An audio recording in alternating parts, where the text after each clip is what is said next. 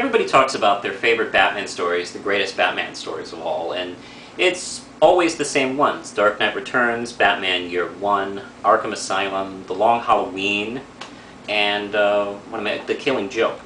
And all of these deserve this praise. They're all great, brilliant stories, and they all redefine Batman and comic books to a certain extent.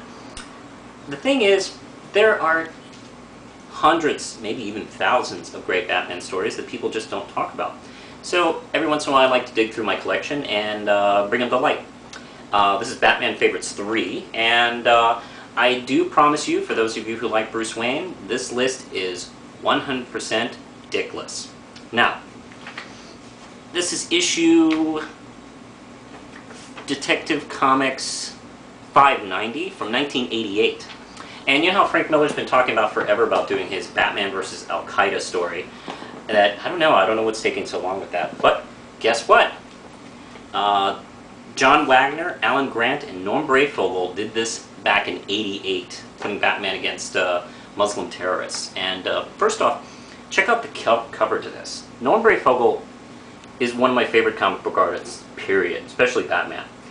And this is one of my all-time favorite Batman covers. I just think it's beautiful to look at. It's really dazzling and mysterious and just plain cool. And you know what?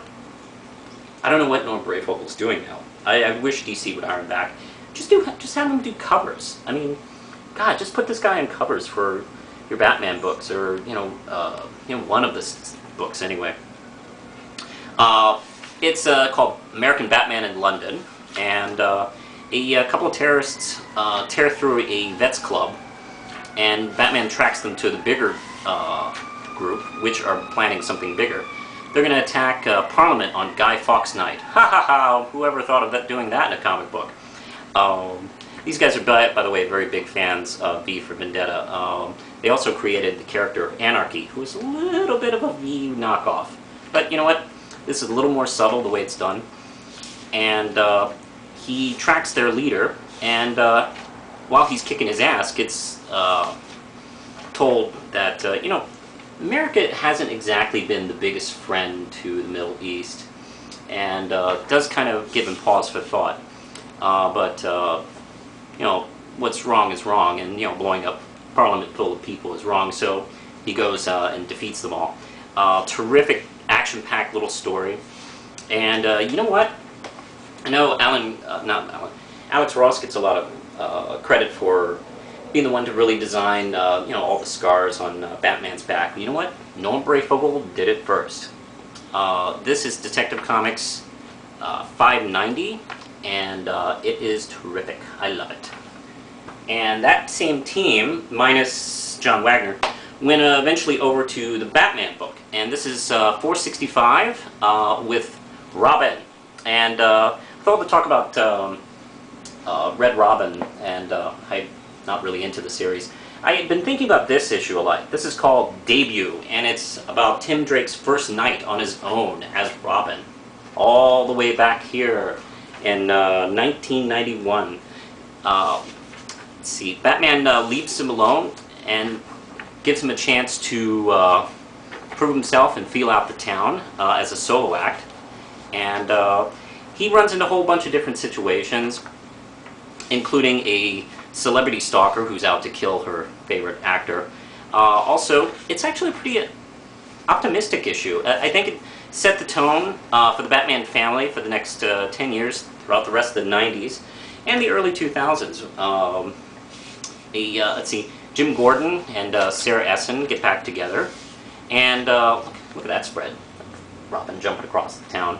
Also, Tim Drake's dad, who had been in a coma for about almost a year, let's see, wakes up at the end, and also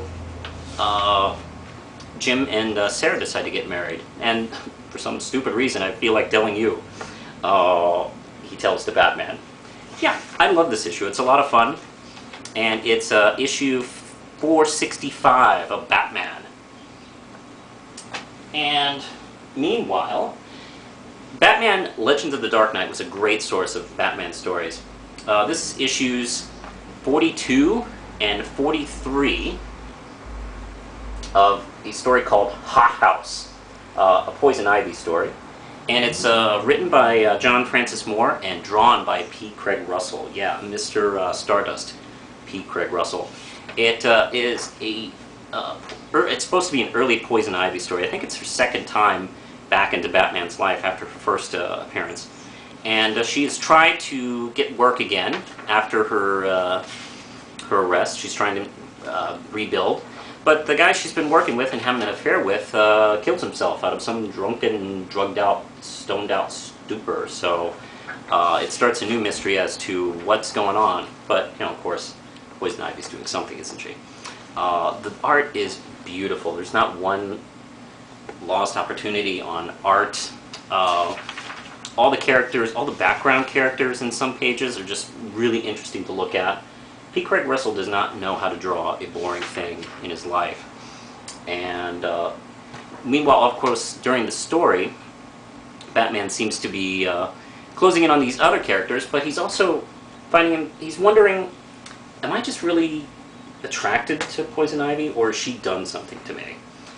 This is issue 43, and it features at the end this amazing conclusion of a hallucination she puts Batman through. Terrific work, terrific work. This is issues 42 and 43 of Batman Legends of the Dark Knight. And check it out, on the back of 43, it's an ad for a movie that's coming soon, Army of Darkness. That looks like an okay film, let's go see it. Here, Batman went through a lot of crossovers during the 90s. I mean, he met up with just about everybody, even fucking Judge Dredd, for God's sakes. But the best one, by far, is Matt Wagner's Batman Grendel. It came in 2 parts. Batman Grendel, Devil's Riddle, and Batman Grendel, Devil's Masquerade. I won't give away too much what happens, because part of it is a mystery of what Hunter Rose Grendel is doing. He's come to Gotham for some mysterious shenanigans.